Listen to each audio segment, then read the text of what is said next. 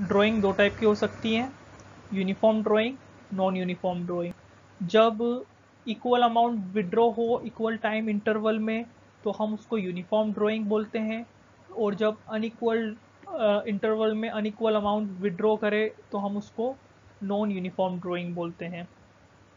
Uniform को हम regular drawing भी बोलते हैं, नॉन यूनिफॉर्म ड्राइंग को हम इरेगुलर ड्राइंग भी बोलते हैं। जैसे एग्जाम्पल के लिए यहाँ पे आप देखिए, अमाउंट जो है वो भी रेगुलर है, 2,000 रुपये विड्रॉ करे हैं, 1 अप्रैल को विड्रॉ करे, उसके बाद 1 जुलाई को। तो इन दो ड्राइंग के बीच में अप्रैल मई जून 3 महीने का टाइम है, फिर 1 जुलाई और 1 अक्टूबर के बीच में फिर 3 महीने का टाइम है, और फिर 1 अक्टूबर और 1 जनवरी के बीच में वापस से 3 महीने का टाइम है। तो ये जो ड्राइंग है ये रेगुलर ड्राइंग है, क्योंकि टाइम इंटरवल भी इक्वल है और यहाँ पर अमाउंट ऑफ ड्राइंग भी इक्वल है। इक्वल अमाउंट विड्रॉ हुआ और इक्वल टाइम इंटरवल्स में विड्रॉ हुआ, तो उस टाइप की ड्राइंग को हम यूनिफॉर्म ड्राइंग बोलते हैं।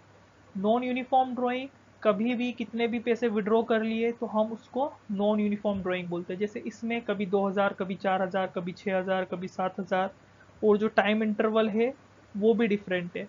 जैसे अप्रैल के बाद अप्रैल मई जून जुलाई 3 महीने बाद, फिर उसके बाद डायरेक्टली दिसंबर में 5 महीने बाद, फिर उसके बाद दिसंबर जनवरी 2 महीने बाद वापस फरवरी में। तो यहाँ यहाँ पे टाइम इंटरवल भी सेम नहीं है, टाइम गैप भी इक्वल नहीं है ड्राइंग्स के बीच में, और अमाउंट ऑफ ड्राइंग भी इक्वल नहीं है। तो इस टाइप की ड्राइंग को हम नॉन यूनिफॉर्म ड्राइंग बोलते हैं।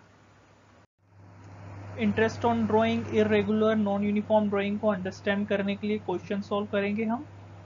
ये जो क्वेश्चन है यहाँ आप देख सकते हो, ये नॉन यूनिफॉर्म ड्राइंग का क्वेश्चन है, क्योंकि अनइक्वल अमाउंट है और अनइक्वल टाइम इंटरवल्स में विड्रॉइंग हुई है। और क्वेश्चन को इजी करने के लिए ये कैलेंडर ईयर यहाँ पर यूज हुआ है। आपको इस टाइप से कुछ भी नहीं बनाना है, ये सिर्फ आपको समझाने के लिए। आपको जैसे यहाँ पे नीचे क्वेश्चन सॉल्व होगा वैसे आपको सॉल्व करना है। तो पहले हम यहाँ पे ड्राइंग्स को डिनोट कर देते हैं। फर्स्ट ड्राइंग 1 फरवरी को हुई है, तो यहाँ आएगी। ये जून के एंड में हुई है, मंथ इस टाइप से है, ये पूरा जनवरी का मंथ है, ये फरवरी, ये मार्च, ये अप्रैल। तो जून की जो एंडिंग है वो जुलाई की स्टार्टिंग है, तो जिस जून की एंडिंग में ड्राइंग हुई है उसको हम यहाँ पर लिखेंगे। अगस्त के स्टार्टिंग में हुई है तो उसको यहाँ लिखेंगे, और नवंबर अक्टूबर के एंड में जो ड्राइंग हुई है उसको हम नवंबर के स्टार्टिंग में लिखेंगे, और दिसंबर की ड्राइंग को हम इस जगह पर लिख रहे हैं। ऐसा आपको नहीं बनाना, ये सिर्फ समझाने के लिए। तो पहले हम इसको कैलकुलेट करते हैं सिंपल मेथड से। दो मेथड होती हैं, सिंपल मेथड और प्रोडक्ट मेथड। तो सिंपल मेथड से इसको कैसे कैलकुलेट करना है वो देखते हैं हम। आप ऐसी टेबल बनाना, date, amount, month left after, calculation और इंटरेस्ट। जो सबसे इम्पोर्टेंट चीज़ है वो है मंथ्स लेफ्ट आफ्टर, जो हम यूनिफॉर्म ड्राइंग में भी हमने यूज़ किया था, जो आप प्रीवियस क्लास में देख चुके हो कि ड्राइंग होने के बाद कितने मंथ्स बचे हैं। यहाँ पर हम डेट लिखेंगे, यहाँ पर अमाउंट, यहाँ पर मंथ्स लेफ्ट आफ्टर, कैलकुलेशन, और जो भी इंटरेस्ट आएगा वो यहाँ पर। तो फर्स्ट ड्राइंग हुई 1 फरवरी को, तो यहाँ पर हम लिखेंगे 1 फरवरी। 12,000 रुपीज़ की ड्राइंग हुई तो यहाँ हम अमाउंट लिख देते हैं। तो 1 फरवरी को जब ड्राइंग हुई तो उसके बाद ईयर में कितना टाइम बचा है, तो अगर आप यहाँ देखो तो ईयर में पूरे 11 मंथ बचे हैं। फरवरी का मंथ इंक्लूडिंग है उसमें, क्योंकि फरवरी की स्टार्टिंग में ड्राइंग हुई। तो फरवरी से लेके 31 दिसंबर पूरे 11 मंथ बचे हैं। तो मंथ्स लेफ्ट आफ्टर 11। तो टाइम फैक्टर में हम 11/12 यूज़ करेंगे। ये टाइम फैक्टर है, ये रेट है, और ये ड्राइंग। तो 12,000 मल्टीप्लाई बाय 11/12, और ये जो है टाइम फैक्टर 10% और 1100 इंटरेस्ट। ऐसा हमें सभी में फाइंड करना है। जो इम्पोर्टेंट चीज़ है वो है मंथ्स लेफ्ट आफ्टर। सब कुछ सेम रहेगा, अमाउंट चेंज होगा और मंथ्स लेफ्ट आफ्टर चेंज होंगे।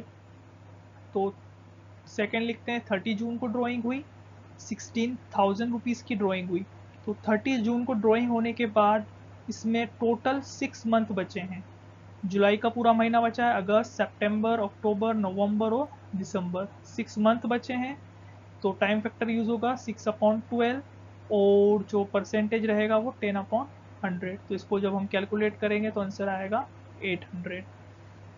नाउ 1 अगस्त, तो 1 अगस्त में ड्राइंग होने के बाद अगस्त पूरा बचा है, क्योंकि 1 अगस्त को ड्राइंग हुई है। सितंबर, अक्टूबर, नवंबर, दिसंबर, तो टोटल हमारे पास ये 5 मंथ बचे हैं। 1 2 3 4 और ये 5। तो 18,000 में हम यहाँ पे टाइम फैक्टर में यूज़ करेंगे 5/12। तो 18,000 multiply by 5/12 multiply by rate, तो यहाँ पर आएगा 750। अब 31 अक्टूबर को देखते हैं। तो 31 अक्टूबर मतलब अक्टूबर को नहीं गिनना है, अक्टूबर तो ख़त्म हो गया। नवंबर और दिसंबर को गिनना है, तो 2 मंथ्स। तो 31 अक्टूबर को हमने 12,000 रुपीज़ की ड्राइंग करी और 2 मंथ्स बचे। तो 12,000 टाइम फैक्टर 2/12, तो ये आएगा 200। तो फेबररी की ड्राइंग का इंटरेस्ट हमने इंडिविजुअल अलग कैलकुलेट करा है। जो जून में ड्राइंग हुई है एंड में, उसकी इंटरेस्ट हमने इंडिविजुअल अलग करा है। ऐसे करके सभी को हमने अलग अलग कैलकुलेट कर लिया है। अब 31 दिसंबर को ड्राइंग हुई और 31 दिसंबर को ही अकाउंट एंड हो रहा है, मतलब कोई टाइम लैप्स नहीं हुआ। टाइम लैप्स नहीं हुआ मतलब ड्राइंग के बाद कोई भी टाइम नहीं, जब ड्राइंग हुई उसी टाइम पर जो ईयर है वो खत्म हो गया। तो मंथ्स लेफ्ट आफ्टर यहाँ पे ज़ीरो हो जाएगा। तो ज़ीरो होने की वजह से जब ज़ीरो से मल्टीप्लाई होगा तो ये पूरा ज़ीरो हो जाएगा। तो ये सारे इंटरेस्ट के अमाउंट हमें मिल गए हैं। हम इन इंटरेस्ट के अमाउंट को यहाँ पर टोटल कर लेंगे और जो अमाउंट आएगा वो ईयर में टोटल इंटरेस्ट ऑन ड्राइंग का अमाउंट रहेगा। तो टोटल इंटरेस्ट ऑन ड्राइंग का अमाउंट रहेगा 2,800। सेम वही क्वेश्चन सॉल्व करेंगे हम जो भी हमने करा था, पर इस बार हम इसको प्रोडक्ट मेथड से सॉल्व करेंगे। अभी हमने जो सॉल्व किया था वो सिंपल मेथड से था। तो प्रोडक्ट मेथड के अंदर टेबल आपको बनाना है, लेकिन जो कैलकुलेशन है वो थोड़ा सा डिफरेंट होगा। Date, amount, month left after और प्रोडक्ट का आपको कॉलम बनाना है। जो इंटरेस्ट है वो यहाँ पर डायरेक्टली कैलकुलेट नहीं होगा। तो डेट के कॉल इसको कैसे लिखना है। फर्स्ट ड्राइंग हुई है 1 फरवरी को, तो वो 1 फरवरी 12,000। और फर्स्ट ड्राइंग होने के बाद, ये जो 1 फरवरी ड्राइंग होने के बाद ईयर में 11 मंथ बचे हैं। तो अमाउंट और मंथ लेफ्ट आफ्टर का आपको प्रोडक्ट निकालना है, उसको मल्टीप्लाई करना है, तो आएगा 1,32,000। सभी में आपको यही करना है, अमाउंट ऑफ ड्राइंग को मंथ लेफ्ट आफ्टर से मल्टीप्लाई करना है। और इंटरेस्ट जो है इस मेथड में वो बाद में अलग से कैलकुलेट होगा। तो जैसे 30 जून, तो 30 जून को 16,000 रुपीज़ की ड्राइंग हुई है और 30 जून को ड्राइंग होने के बाद 6 मंथ बचे हैं। तो 16,000 को 6 से मल्टीप्लाई करेंगे तो आएगा 96,000 रुपीज़। फिर 1 अगस्त को ड्राइंग हुई है 18,000 रुपीज़ की और उसके बाद 5 मंथ बचे हैं। तो 18,000 को 5 से मल्टीप्लाई करेंगे तो आएगा 90,000 रुपीज़। फिर 31 अक्टूबर को ड्राइंग हुई है 12,000 रुपीज़ की, उसके बाद 2 मंथ्स बचे हैं तो आएगा 24,000 रुपीज़। फिर लास्ट ड्राइंग हुई है 31 दिसंबर को 11,000 रुपीज़ की, उसके बाद कोई मंथ नहीं बचे, ज़ीरो। तो इसको मल्टीप्लाई करेंगे तो ज़ीरो आएगा। तो सिंपल मेथड में आपको यहाँ पर इंटरेस्ट मिल जाता था, आप हर एक इंडिविजुअल का कैलकुलेट करके ऐड कर देते थे। लेकिन यहाँ पर आपने सिर्फ प्रोडक्ट निकाला है, इस प्रोडक्ट को आप यहाँ पर ऐड करोगे तो टोटल आएगा 3,42,000। अब यहाँ पर हमें इंटरेस्ट को कैलकुलेट करना है। तो इंटरेस्ट कैलकुलेट करने के लिए हम 3,42,000 को रेट से मल्टीप्लाई करेंगे 10/100। और टाइम फैक्टर जो रहेगा वो प्रोडक्ट मेथड में हमेशा 1/12 रहेगा। तो 3,42,000 को 10/100 से मल्टीप्लाई करेंगे और फिर 1/12 से मल्टीप्लाई करेंगे, तो आंसर आएगा 2,850 रुपीज़। सिंपल मेथड में भी हमारा यही आंसर आया था, प्रोडक्ट मेथड में भी हमारा आंसर सेम ही आएगा। दोनों मेथड से हमेशा आंसर सेम आता है। नाउ एक और डाउट कि अगर यहाँ पर 27 फरवरी 15 फरवरी इस टाइप से अगर क्वेश्चन में आया, तो इस टाइप से क्वेश्चन कभी नहीं आएगा। या तो वो मंथ का बिगिनिंग होगा या वो मंथ की एंड होगी।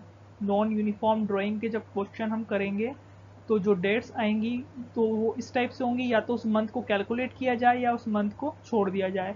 जैसे 1 फरवरी को हुई तो हमने फरवरी का मंथ कैलकुलेट किया, 30 जो जून को हुई तो हमने जून को कैलकुलेट नहीं किया क्योंकि जून तो ख़त्म हो चुका है। इस टाइप की डेट्स आएंगी।